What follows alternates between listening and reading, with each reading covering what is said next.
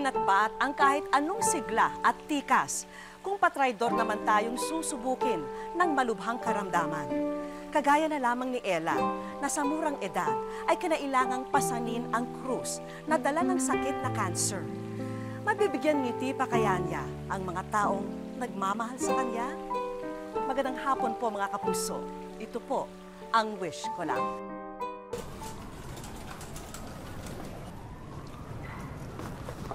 Dok, kumusta po lagay ng anak ko? Your daughter has ovarian cancer. Malignant po ang tumor sa kanyang ovary. That's why we need to undergo chemotherapy. Pero Dok, di ba gagaling naman anak ko? Depende po yan sa kanyang katawan kung kakayanin po niya. Excuse me po.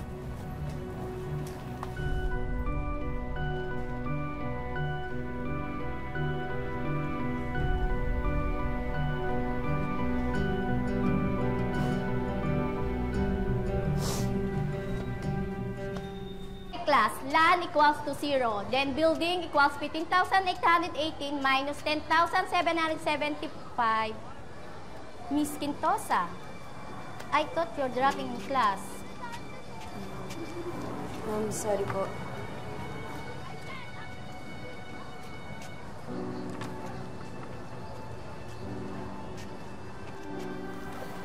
How's your condition? Okay lang naman po ako ngayon. Okay. Take your seat. Salamat po.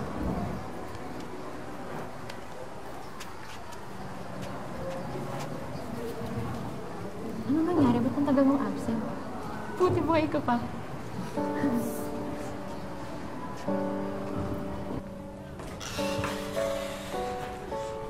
Te, sigurado ka bang maitatawid mo pa yung subject natin?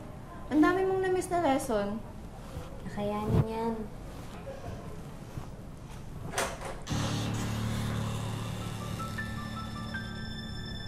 Ano nangyayari sa'yo, Ella?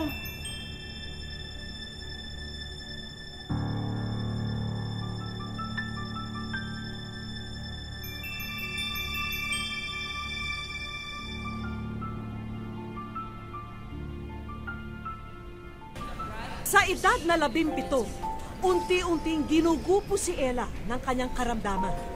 Pero nagpasya siya, pati ang kanyang pamilya, na sumailalim siya sa chemotherapy sa pag-asang gumaling at bumalik ang dating sigla. Ako po yung may sakit. Huwag naman na kayo mag-alala. Kaya ko to, no? Lalaban po ako. Huwag na kayo mag-alala, ha?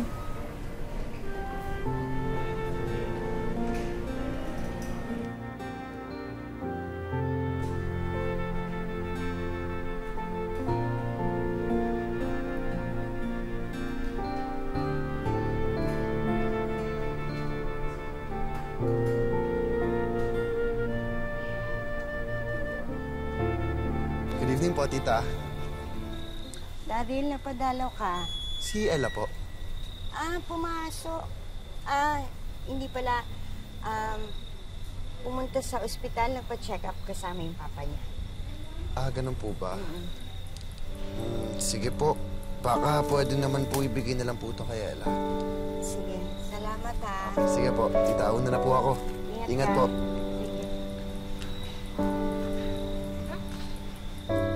Hindi naging madali ang pagtanggap ni Ella sa kanyang sitwasyon. Katunayan, kahit ang nobyo niyang si Daryl, hindi niya makuhang harapin at mas pinili na lang manahimik sa bahay. Anak, dala ni Daryl, oh. Babalat kita, kumain ka, ha? Anak, bakit hindi mo naman hinarap si Daryl? Ayoko lang po kasi na makita niyang ganito yung itsura ko, eh. Hindi na ako yung katulad dati na pwede ko siyang samahan kapag magbabiking kami. Hindi na ako palaging masaya.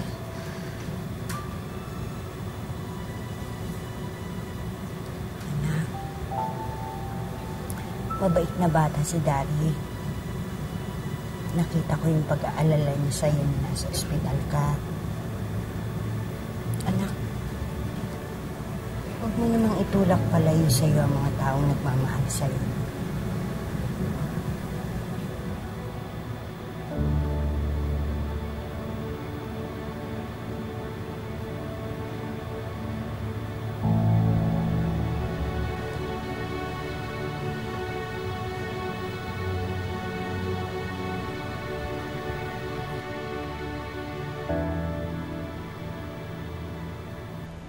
Idol! Ayos ah. Bagong style. Che. Ella, ba't pa ako iniiwasan? May ginawa ba ako sa'yo? Aray! Ay. Sorry. Sorry.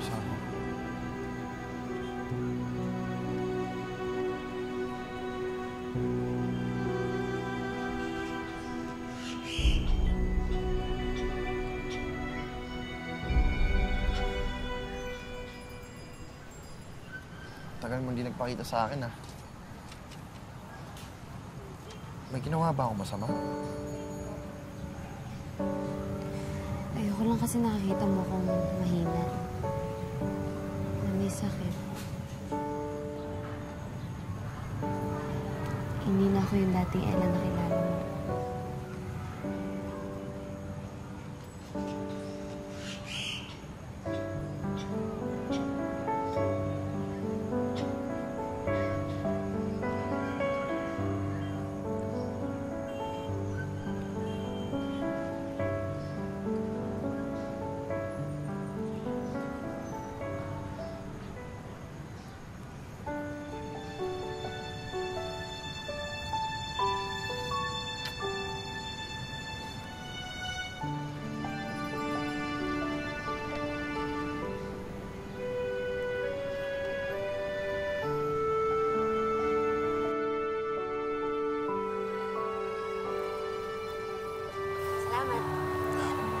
Taas ka na.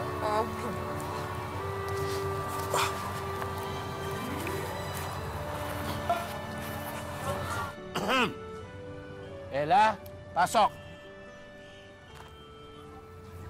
Anak, bakit nandiyan kayo sa labas? Kung hindi kayo pumasok. Ay, sige po, mauuna na po ako. Ingat! Ako hindi. Magmerienda ka muna. Hindi na po, okay na, nakakahiya. Hindi, pabaon mo na lang. Magmerienda muna. Halika na, pasok na. Hindi mukhang busog eh. Hindi. Pasok. Thank you po. Tay. Ikaw, Hayaan mo na. So, ito nga po pala yung magiging birthday invitation natin. So, may iba pang gusto design. Pinipilit ng mag-anak na maging positibo sa kabila ng pagsubok na dinaranas ni Ella. Kaya hindi raw nila hahayaang hindi ipagdiwang ng dalaga ang nalalapit niyang debut. Kaya inumpisa na nilang asikasuhin ito. Okay lang ba yun? Ito, okay ba? Huwag ako, please. Aray! Nay! Si ate!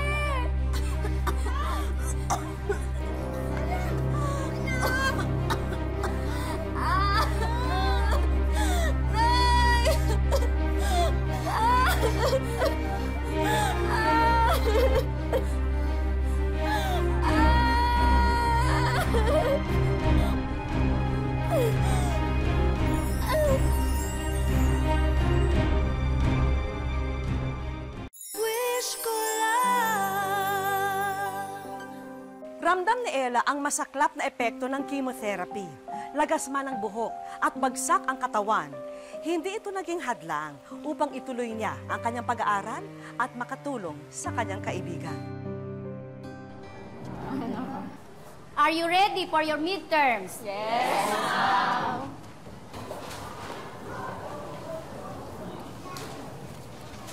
Gemma, it seems you're not fully paid yet. Sorry po, ma'am. Kipit po kasi talaga kami ngayon. Hindi ka makakapag-midterm hanggat di mo nababayaran ang tuition mo. Sige na naman po, ma'am. Ayoko pong mag-repeat. Sayang po yung buong SEM kung ulitin ko yung subject.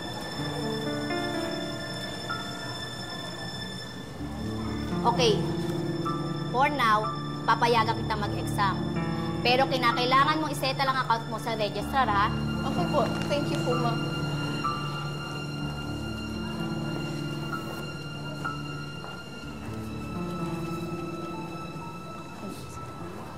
Kano ba? Ito, dagdag mo na. 1. Okay na kayo dyan. 1,000 nga to. 300 pa. Ma, pwede po ba akong manghingi ng extra allowance? Para saan, anak? Paubusin po kasi yung gamot ko eh. Oo, ito bibili tayo. Ako na ho, ako na ho. Anak, mahina pa katawan mo, mahina pa resistensya mo. Kaya mo muna magpalakas ka. Kaya ko naman eh. Huwag na kayo mag-alala. Dadaan na lang ang pharmacy bukas bago umuwi.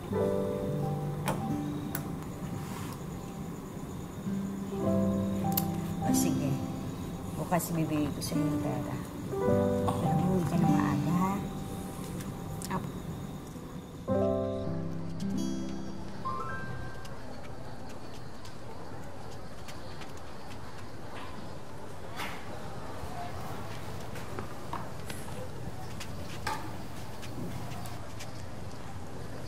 Si Gemma. Hindi ko alam eh. Nag-drop na ata. Nabahala si Ella sa pagliban ng kanyang kaibigan sa klase. Batid niyang problema sa pera ang dahilan nito.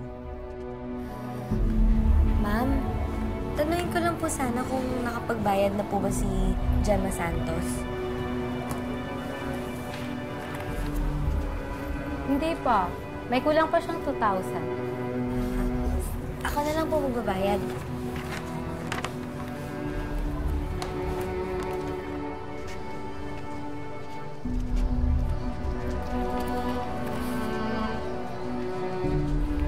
$2,000 po. Ito po.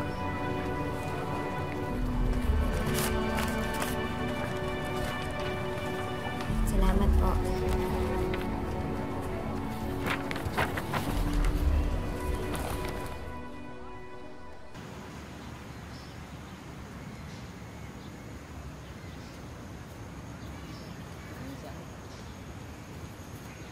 Oh, hindi na naman siya utama mo. Oo. Di ba may cancer yun? Ano nakakamatay yun? Alam mo bro, umaktive mo. Dapat hindi mo na siya utama mo. Kasi bro, walang forever. Gago ka. Oo. Ha? Hindi pa mamamatay yung girlfriend ko, ha? Alam mo, kung ako sa'yo umalis ka na, baka ano pa mangyari sa'yo dito, eh.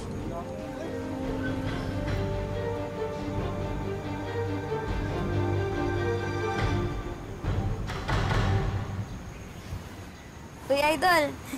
Idol, Kanina ka pa? di naman. Tara, dadaan sa inyo. May dadahan mo na ako. Saan? Basta...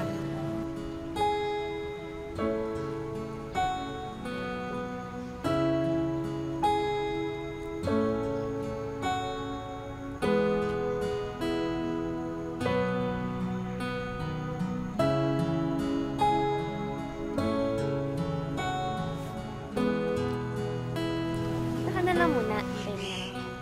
Okay, sige. Thank you. Sure ka, dito lang ako? Sige.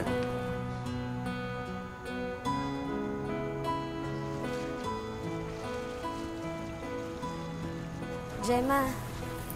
Oh, dito ka. Bakit? Bibigay ko lang sana sa'yo to.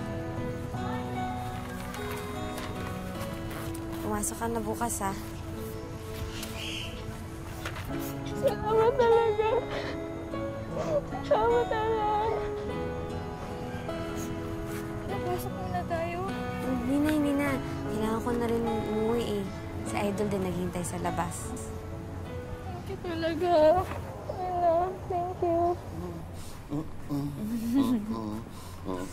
Ganyan lang, dali-dali. Mas magaling pa po kayo. O siyempre, dati akong dancer sa ano. Alam mo na. Na. Ayun na.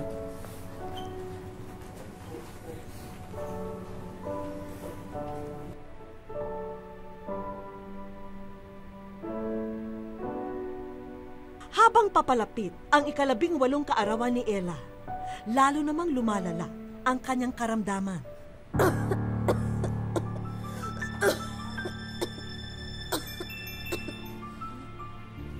Ano natin sa kwarto si Ella?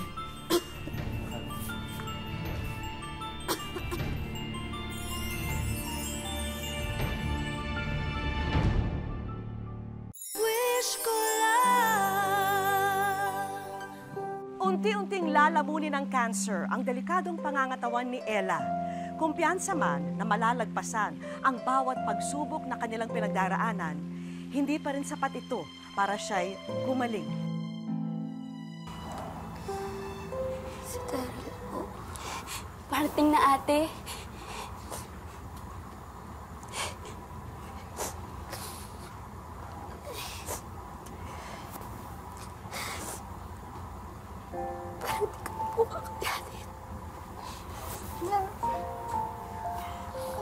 Nagsasalita ng ganyan. Di ba magdidibo ka pa? Yung maganda. Tapos invited lahat ng mga kaibigan mo. Tapos magsasayaw pa kayo ni Daryl, di ba?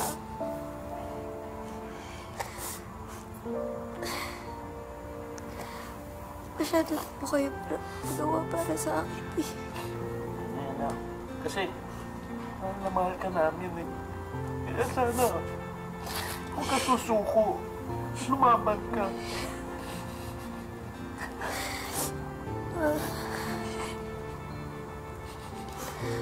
Talaga bumabuti si Mama.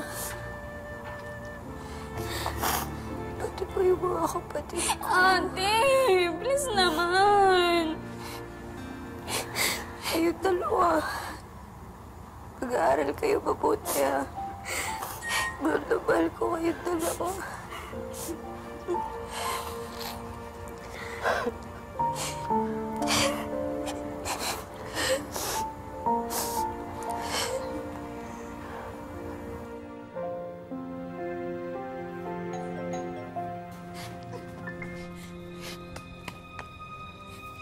O, ba't ka umiiyak? Si ate! Ha?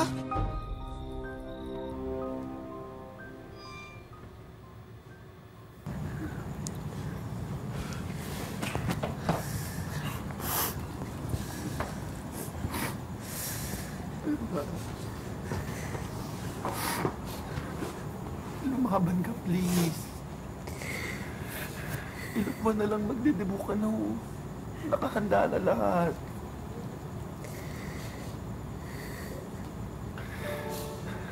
Ang dami pa nating plano, di ba? Sasamahan mo pa ako mag-bike. Ang dami pa nating pupuntahan na beach, di ba? Ella! Ella! Ano na yung mga pangarap natin? Ella! Idol, lumaban ka, idol.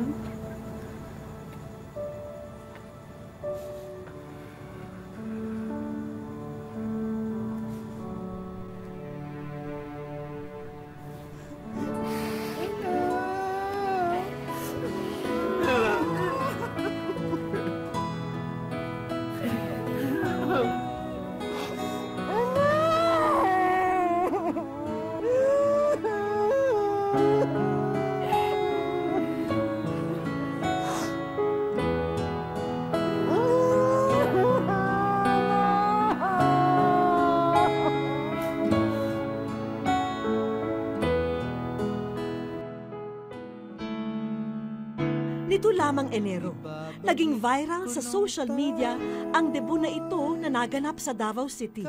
Ang debutante kasing si Ella Quindoza, 2 buwan nang namayapa ng idiwang ito. Umani ng mahigit 3 milyong views ang video. Pero ang higit na nakapukaw ng atensyon ng mga netizen ay ang binatang si Daryl na emosyonal na isinasayaw ang larawan ng kasintahan. Paano nga ba malilimutan ang taong naging mahalagang bahagi ng iyong buhay. Para kay Darrell, sariwa pa rin ang alaala ng kanyang namayapang kasintahan. Idol yung tawagan namin. Kasi nasabi niya, idol niya raw ako kasi mahilig daw ako sa sports. May karera ako ng pagbabike. Yun, gusto niya talaga sumama siya para makapanood. Oo, nag-cheer. Maingay. Sobrang ingay nga nun kapag nandun siya sa laro ko. Kikipag-away pa yan sa mga ibang mga fans. 5 buwan na ang nakalilipas nang bawiin sa kanya si Ella. Dol, kung saan ka man ngayon, sana masaya ka na. At masaya na rin ako na nandyan ka na sa kamay ng Panginoon. Sobrang na-miss na kita. Miss ko yung mga araw na nandito ka sa aking tabi. Mahal na mahal kita. Natuldukan man ang pag-iibigan nila, nanatili namang malapit si Darrell sa pamilya ng dalaga. Mahirap man, pinipilit pa rin tanggapin ni na Rosalie at Charlie ang pagkawala ng kanilang panganay na anak. Punong-puno ng buhay, masayahin at maalalahanin. Ito ang mga bagay na mahirap limutin kay Ella. Nagkakantahan sila sa kwarto, silang tatlo, kasi marunong silang tatlo mag-gitar. So, kaya nga sinasabi pa nila sa akin, Ma, very supportive ka na. Mama, kasi ginabidyohan ko sila pag yung magbanding yan sa tatlo. Kasi matuwa din ako, happy din ako na yung magbanding silang tatlo, yung hindi mag-away. Yung pag 2:30, hindi talaga yan pwede, hindi yan siya tatawag sa akin, tatawag talaga yan. Tapos magsabi yan siya, Rose, where are you? Ginaganyan nga ako. So, yun, yung parang mamiss ko talaga yung boses niya na, Rose, where are you? Ganon siya ba? Oo, yung malapit talaga sa akin. Simula nung bata pa siya. Talagang papa talaga. Papa's girl. Siyempre, nakasanayan namin na kung saan kami magpunta, palagi kami kumpleto.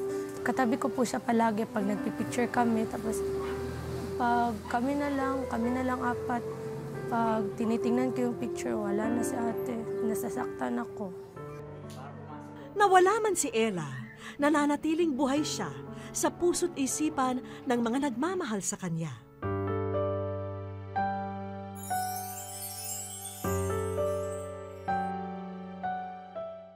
Sa aming pagbabalik,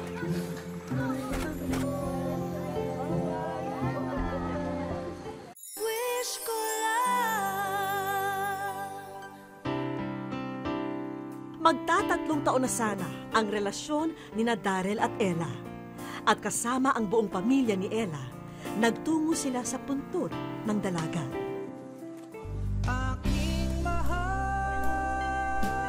At matapos nilang mag-alay ng dasal, may ipinanood kaming video sa kanila.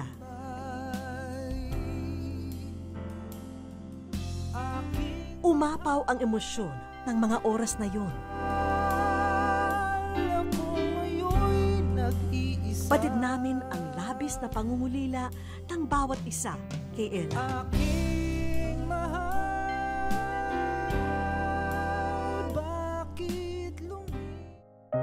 Miss ka na namin lang. We love you so much. Sobrang bait nila sa akin lahat. Hello, Darrell, at sa lahat ng mga nagmamahal kay Ella. Marami pong naluha at naantig sa viral video ng debut ni Ella. At batid po namin ang bigat na inyong pinagdaraanan. Ngayon, gusto po sana namin kayong mapasaya sa aming munting paraan. Alam niyo ba na kayo'y nasa wish ko lang? Nashock kami. Wish ko lang pala. Papasalamat ako kasi na maipapalabas sa wish ko lang yung story namin ni Ella. Parang yun siguro yung gusto din niya. At dahil bonding moment noon ng Tres Marias ang paggigitara, regalo namin sa kanila ang bagong gitarang ito.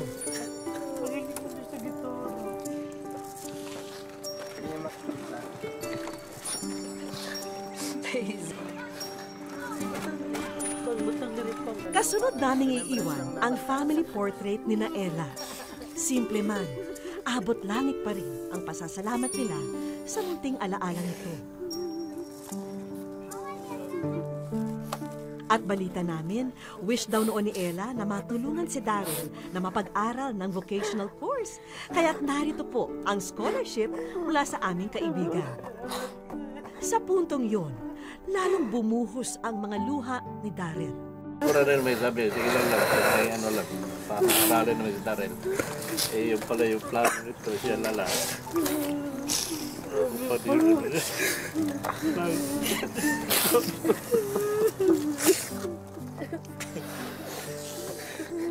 Napasalamat din ako sa wish ko lang.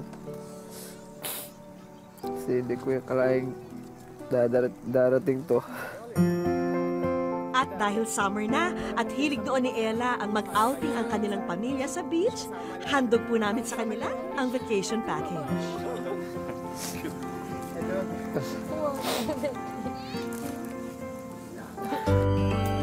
Kinabukasan, dinala namin sina Daryl at ang mag-anak ni Ella sa Samal Island.